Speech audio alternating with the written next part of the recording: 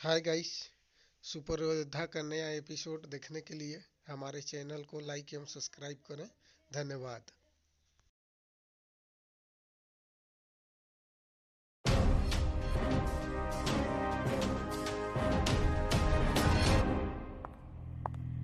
ध्रुव को किसी के कदमों की आहट से इस बात का एहसास हुआ कि वाकई में कोई ना कोई उसकी तरफ आ रहा था। अगले ही पल उसने देखा कि यह कदमों की आवाज किसी और की नहीं बल्कि उसकी बहन इरा की थी। ध्रुव को देखते ही इरा ने फिक्र जाहिर करते हुए कहा, ध्रुव, मुझे माफ करना। मुझे तुम्हारी फिक्र हो रही थी, इसलिए तुम्हारे मना करने के बाद भी मैं यहां चली आई। ध्रुव ने अपनी नाराजगी को भुलाकर थोड़ी हैरानी के साथ पूछा, लेकिन तुम्हें कैसे पता चला कि मैं इस वक्त यहीं पर मिल सकता हूं? इरा ने कहा, मैं जानती हूं ध्रुव कि तुम अपनी मां से कितना प्यार करते हो, इसलिए मुझे विश्वास था कि तुम मुझे यहीं मिलोगे। ध्रुव को इरा की आंखों में खुद के लिए प्यार नजर आ रहा था। अगले ही पल इरा ने ध्रुव से कहा, ध्रुव, चाहे तुम्हारे सामने कितनी भी मुसीबतें क्यों ना हो, मैं हमेशा तुम्हारे साथ हूं। इरा का अपने लिए ये लगाव देखकर ध्रुव के चेहरे पर एक मुस्कुराहट आ गई, लेकिन अगले ही पल ध्रुव को अपनी परेशानी याद आई और उसने इरा से थोड़ा सा हिचकिचाते हुए पूछा, इरा, क्या तुम्हारे पास कुछ सोने के सिक्के रखे हुए हैं? ध्रुव के मुंह से यह बात सुनकर इरा को हैरानी हुई, क्योंकि आज तक उसे कभी भी पैसों की जरूरत नहीं पड़ी थी, और पड़ती भी तो उसके पिता अरेंद्र हमेशा उसका ध्यान रखते थे। लेकिन आज अचानक ध्रुव को पैसों की जरूरत क्यों पड़ गई? यह सवाल इरा के मन में चल रहा था। इरा ध्रुव से कुछ कहती उसके पहले ही ध्रुव ने कहा, मैं बाबा को परेशान नहीं करना चाहता। मेरी वजह से उन्हें पहले ही सबके सामने काफी शर्मिंदा होना पड़ा है। तब इरा ने ध्रुव को भरोसा दिलाते हुए कहा, क्या 1000 सोने के सिक्के काफी होंगे? ध्रुव ने बिना देर किए तुरंत जवाब दिया, हाँ बिल्कुल, और मैं पूरी कोशिश करूंगा कि ये सिक्के तुम्हें जल्द ही लौटा दूं। शुक्रिया इरा, इस मदद के लिए। ध्रुव की इस बात पर इरा ने मुस्कुराते हुए कहा, इसकी कोई जरूरत नहीं है ध्रुव। इतना कहने के बाद इरा ने पूछा, क्या मैं जान सकती हूं कि तुम्हें इतने सोने के सिक्कों की जरूरत क्यों पड़ी?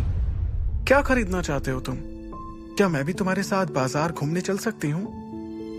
ध्रुव इस बारे में इरा को ना ही साफ साफ मना कर सकता था और ना ही उसे ज्यादा कुछ बता सकता था, पर क्योंकि इरा उसकी मदद कर रही थी, इसलिए ध्रुव ने हामी भरते हुए कहा, ठीक है, कल हम बाजार में साथ खरीदारी करने चलेंगे। इतना कहने के बाद दोनों के चेहरे पर एक मुस्कुराहट आ गई।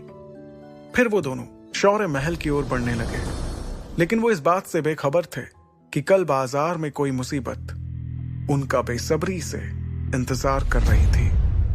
अगली सुबह ध्रुव और इरा मैसेडोरिया शहर के बाजार में खरीदारी करने के लिए निकल गए। बाजार में कुछ ही देर घूमने के बाद ध्रुव को कुछ अजीब सा लगा। उसने गौर किया कि रोज के मुकाबले आज का बाजार कुछ अलग नजर आ रहा था। हालांकि उसे बाजार में शौर्य दल के सैनिक भी नजर आ रहे थे, लेकिन उसकी नजर कुछ ऐसे लोगों पर गई जो किसी भी तरह से व्यापारी नहीं लग रहे थे। उन्हें देखकर ध्रुव को समझ आ गया कि यकीनन ये लोग जासूसी कर रहे हैं। तभी ध्रुव और इरा के कानों में एक आवाज पड़ी, अरे ध्रुव और इरा, आप दोनों यहां? इतना सुनते ही उन दोनों के पैर वहीं पर रुक गए। जैसे ही उन्होंने पीछे पलट कर देखा तो एक मुस्कुराता हुआ शख्स उनके सामने आकर खड़ा हो गया। ये शख्स कपड़ों से शौर्य दल का ही लग रहा था। ध्रुव उसे पहचानने की कोशिश कर रहा था। उस शख्स ने कहा, आप दोनों मुझे नहीं जानते, लेकिन मैं आपको पहचानता हूं। मुझे आपके पिता ने बाजार की सुरक्षा की जिम्मेदारी सौंपी है। मेरा नाम सोरेन है। उस शख्स के बारे में इतना जानने के बाद ध्रुव के चेहरे पर एक मुस्कान आ गई। उसने कहा, ओह, बाजार को देखकर ऐसा लग रहा है कि आपने बहुत ही अच्छे से यहाँ पर सब कुछ संभाल रखा है। सोरेन ने तुरंत जवाब देते हुए कहा, जी हाँ, आप बताएं, बाजार में आप क्या खरीदारी करने आए हैं? मैं आपकी थोड़ी मदद करवा देता हूं। नहीं नहीं, इसकी कोई जरूरत नहीं है। अगर हमें किसी चीज की जरूरत होगी तो हम आपको याद कर लेंगे, ठीक है? लेकिन अगर आपको किसी भी चीज के लिए मेरी जरूरत पड़े तो सिर्फ एक सीटी बजा दीजिएगा, मैं या मेरे सैनिक हाजिर हो जाएंगे। सोरेन की इतनी बात पर ध्रुव और इरा दोनों मुस्कुराते हुए खरीदारी के लिए आगे बढ़ गए। लेकिन कुछ देर बाद इरा को भी ऐसा लगा कि बाजार में कुछ ना कुछ गड़बड़ तो जरूर है। तभी ध्रुव की अंगूठी में से विदुर उससे बात करने लगा। विदुर की आवाज ध्रुव के अलावा कोई और नहीं सुन सकता था। विदुर ने ध्रुव को सचेत करते हुए कहा, तुम बिल्कुल सही समझ रहे हो, यहां कुछ भी ठीक नहीं लग रहा है। फिलहाल तुम्हें एक बात का सबसे खास ध्यान रखना है, और वो ये है कि तुम जो भी सामान खरीदो वो किसी के हाथ नहीं लगना चाहिए। विदुर के इतना कहने के बाद ध्रुव ने जड़ी बूटियों का सारा सामान इरा के हाथों में थमाते हुए कहा, भले ही तुम मेरी बहन नहीं हो, और सच बताऊं तो मैं ये भी नहीं जानता कि तुम कहां से आई हो या फिर तुम्हारी हकीकत क्या है, लेकिन मैं वादा करता हूं कि तुम्हारी हिफाजत के लिए मैं हमेशा तैयार रहूंगा। ध्रुव के इतना कहते ही इरा के चेहरे पर एक मुस्कान आ गई और उसने प्यार से ध्रुव को गले लगा लिया। तभी विदुर ने ध्रुव की तारीफ करते हुए कहा, अरे वाह, तुम तो अपना फर्ज बहुत अच्छे से निभा रहे हो। इस बीच अचानक ध्रुव की नजर फिर उन लोगों पर गई जो उसे थोड़े अजीब लग रहे थे। उसने इरा से कहा, इरा, तुम ये सामान लेकर यहां से निकलो, मैं थोड़ी देर में तुम्हें बाजार के बाहर मिलूंगा। तब तक मैं ये पता लगाकर आता हूं कि ये लोग कौन हैं और किसकी जासूसी कर रहे हैं। इरा ध्रुव को छोड़कर नहीं जाना चाहती थी, लेकिन ध्रुव के दबाव बनाने पर इरा एक दूसरे रास्ते से बाजार से बाहर निकलने के लिए आगे बढ़ी। वहीं दूसरी तरफ ध्रुव उन जासूसों की सच्चाई जानने के लिए दोबारा बाजार की तंग गलियों में जाने लगा। इरा अभी आगे बढ़ी ही थी कि कोई उसका रास्ता रोककर उसके सामने खड़ा हो गया। इरा ने जैसे ही अपनी नजरें उठाई तो देखा कि उसके सामने एक लंबा चौड़ा लड़का खड़े होकर मुस्कुरा रहा था। उसकी गर्दन पर कंकाल का एक टैटू बना हुआ था। वो कंकाल के टैटू वाला लड़का कुछ कहता उससे पहले ही इरा ने सीधे और सपाट लहजे में कहा, देखो मैकी, मैं जानती हूं कि तुम आमिश दल के लीडर के बेटे हो, लेकिन मुझे इससे कोई फर्क नहीं पड़ता। मेरे सामने से हट जाओ, मुझे कुछ जरूरी काम है। इरा की इस बात पर मैकी ने मुस्कुराते हुए कहा, ठीक है इरा, तुम करो ना अपना काम। जब तक तुम बाजार में अपना काम खत्म करोगी तब तक मुझे तुमसे बात करने का थोड़ा मौका भी मिल जाएगा। इरा ने अपने उसी तेवर को बरकरार रखते हुए कहा, मैकी, मुझे तुमसे बात करने में कोई दिलचस्पी नहीं है। बेहतर होगा कि तुम मेरा रास्ता छोड़ दो। इरा के इस तरह के बर्ताव पर मैकी को अंदर ही अंदर गुस्सा आ रहा था। फिर भी उसने अपने चेहरे पर मुस्कुराहट को बनाए रखा और अपनी जैकेट से एक ब्रेसलेट निकालकर इरा को दिखाते हुए कहा, यह खूबसूरत ब्रेसलेट देख रही हो इरा, मैंने ये तुम्हारे लिए लिया है। फिलहाल तुम इसे रख लो, हम किसी और दिन साथ बाजार घूम लेंगे। इरा मैकी को मना करने ही वाली थी कि तभी उसकी नजर ब्रेसलेट में लगे हुए एक मेटल पर गई।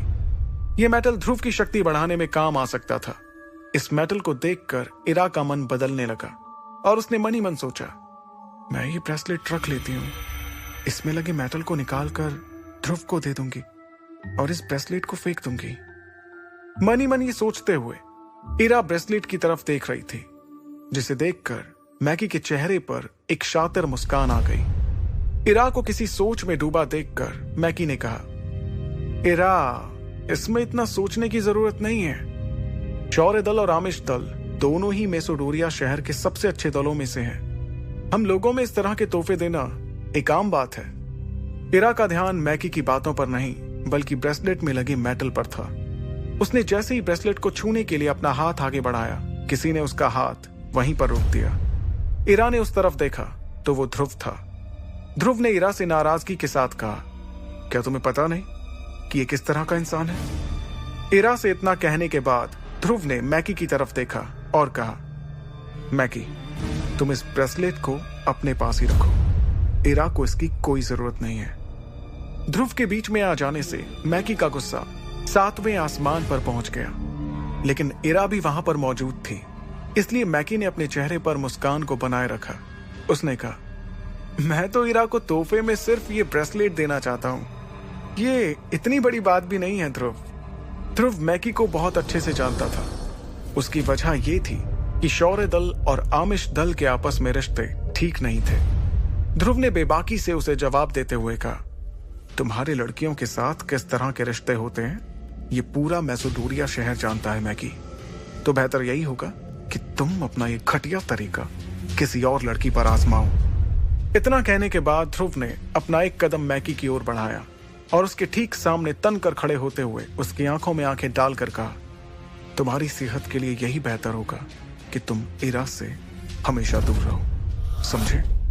अब मैकी का सब्र टूट रहा था।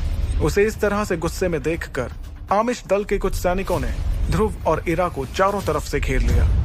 उनकी इस हरकत को देखने के बाद ध्रुव ने हंसते हुए मैकी की ओर देखा और पूरे भरोसे के साथ एक सीटी मारी।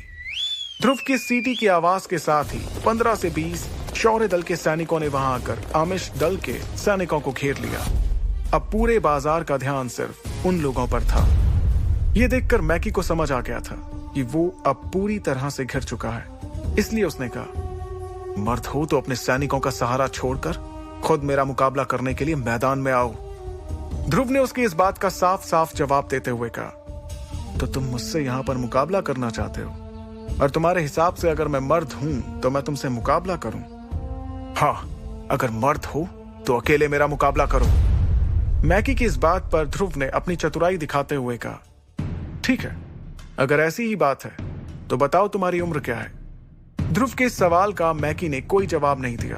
तब ध्रुव ने कहा, मैकी, तुम 23 साल के हो और मैं 15, यानी मैं तुमसे उम्र में काफी छोटा हूं। तो क्या तुम सच में मेरे साथ मुकाबला करना चाहते हो? ध्रुव के इतना कहते ही वहां मौजूद भीड़ का ध्यान उन दोनों पर चला गया। ध्रुव का इस तरह का बर्ताव देखकर मैकी को थोड़ा अजीब लग रहा था। तभी ध्रुव ने वहां मौजूद भीड़ का ध्यान अपनी ओर खींचकर मैकी पर हंसते हुए कहा, देखो देखो, सभी देखो जरा, आमिश दल के लीडर का बेटा मैकी मुझसे एक बच्चे से लड़ना चाहता है, और मैंने तो अभी तक यूथ सेरेमनी में भी हिस्सा नहीं लिया है। मुझ जैसे को हराकर आमिश दल अपनी शक्ति का प्रदर्शन करना चाहता है। ध्रुव की इस बात पर बाजार की भीड़ ठहाकों के साथ मैकी पर हंसने लगी। अपने आप पर इतने लोगों को हंसता हुआ देखकर मैकी थोड़ा सा हड़बड़ा गया। अब उसे भी ये बात समझ आ गई थी कि ध्रुव अपनी कम उम्र का फायदा उठाकर सबके सामने उसका मजाक बना रहा था। तभी उसने ध्रुव के पास आते हुए कहा, इस बार तेरी किस्मत अच्छी थी जो तू बच गया, लेकिन मैं बहुत जल्द तेरे लिए भी एक तोहफा लाऊंगा, और वो तोहफा बहुत दर्दनाक होगा। इतना कहते हुए मैकी मुस्कुराकर अपने सैनिकों के साथ वहां से गुस्से में जाने लगा। वो आगे बढ़ा ही था कि अचानक उसने तुरंत पलटकर ध्रुव की तरफ देखा और सवाल किया, अरे हाँ, मैं एक बात तो पूछना भूल ही गया। मैंने सुना है कि जयान परिवार ने तुम्हारे परिवार के साथ रिश्ता तोड़ दिया है, क्या ये बात सच है? ये कहते ही मैकी ध्रुव पर हंसने लगा और फिर दोबारा अपनी बात को आगे बढ़ाते हुए कहने लगा, सच कहूं तो ये अच्छा ही हुआ, क्योंकि तुम एक शून्य हो जिसकी जोड़ी शायद लारा के साथ कभी नहीं जमती। मैकी ने लारा की बात को बीच में लाकर एक बार फिर से ध्रुव के जख्मों को कुरेद दिया था। ध्रुव गुस्से में कुछ कर बैठता, इससे पहले ही अंगूठी में से विदुर ने उसे खामोश रहने का इशारा किया और मैकी उस पर हंसते हुए वहां से चला गया। लेकिन अब ध्रुव की आंखें गुस्से से लाल हो रही थीं। तभी इरा ने उसे रोका और समझाते हुए कहा, जाने दो उसे ध्रुव, मैकी एक पागल कुत्ते की तरह है, उसे भौंकने की आदत है। इरा की बातों को मानकर ध्रुव ने अपने आप को संभाला और खुद से कहा, आमिश दल के लोगों का हमारे इस बाजार में घूमना सही नहीं है, इनके बारे में जरूर कुछ ना कुछ करना पड़ेगा। ध्रुव के गुस्से को शांत करने के लिए इरा ने कहा, क्या हमें कुछ और सामान भी खरीदना है या फिर हम घर चलें? नहीं, अभी हमें कुछ और सामान भी लेना है। ठीक है, तो चलो हम जल्दी यहां से चलते हैं। फिर थोड़ी ही देर में एक दुकान पर ध्रुव को एक चमकदार काला पत्थर दिखा, जिसे देखकर ध्रुव के कदम वहीं रुक गए, क्योंकि अंगूठी में से विदुर ने ध्रुव को वो काला पत्थर खरीदने का इशारा किया था। ध्रुव ने उस पत्थर को उठाया और उसे गौर से देखने लगा। जब इरा ने ये देखा तो उसने ध्रुव से पूछा, क्या तुम इस चमकदार पत्थर के बारे में कुछ जानते हो? ध्रुव अभी भी गौर से उस चमकदार पत्थर को देख रहा था। उसने इरा के सवाल का जवाब देते हुए कहा, नहीं, मैं नहीं जानता। तो क्या हम ये खरीदने वाले हैं? हाँ, हम ये खरीदने वाले हैं। ओफो ध्रुव, जब तुम इसके बारे में कुछ जानते ही नहीं हो तो फिर इसे क्यों खरीदना चाहते हो? पता नहीं, बस मेरा मन कह रहा है कि मुझे ये खरीदना चाहिए। उस चमकदार पत्थर को गौर से देखते हुए ध्रुव ने मन ही मन कहा, अब होगी मेरी असली ट्रेनिंग शुरू।